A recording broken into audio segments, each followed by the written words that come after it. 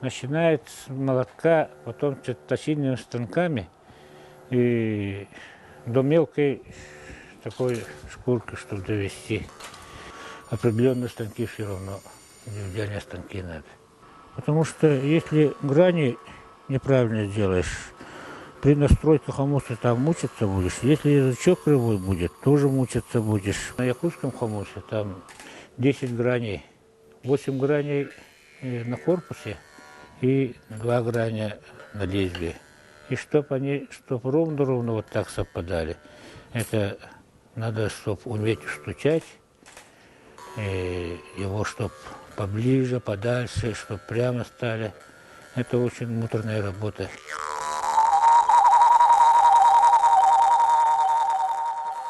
Пока люди не знали железа, они изготавливали хомусы из имевшихся в их распоряжении материалов. Так кеты, манси, нивхи, ханты делали варганы из кости. Башкиры, казахи, туркмены предпочитали дерево, а китайцы – дерево и бамбук. Металлические хомусы появились гораздо позже и благодаря огромным звуковым преимуществам оттеснили прочие на второй план. Вначале они были похожи по форме на своих предшественников из дерева и кости. Затем возникла модификация – добавление кольца, делающего звучание более громким и выразительным. Такие хомусы получили название дуговых, именно им исполнители отдают предпочтение по сей день. Пластичные дуговые хомусы позднего образца получались в результате ковки металлического прута – железного, медного, бронзового или серебряного. Их поверхность украшалась инкрустацией и выгравированными магическими символами, имеющими вид орнамента. Подобными рисунками покрывался и футляр, в котором хранился хомус. Он определял принадлежность хомуса и показывал его характер. К изготовлению варганов везде относились очень ответственно, независимо от того, из железного, бронзового, медного или даже серебряного прута ковался инструмент.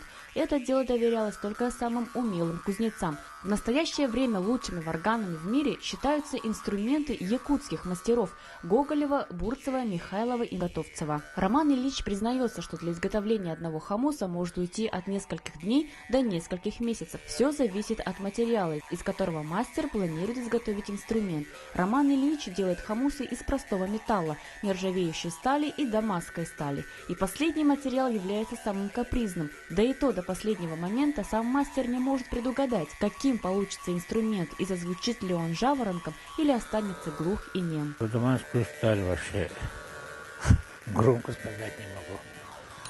Это зависит от работы, очень сложная работа, она может расслоиться, может там раковина получаться. Так что точно такой хомус выйдет, это очень трудно сказать.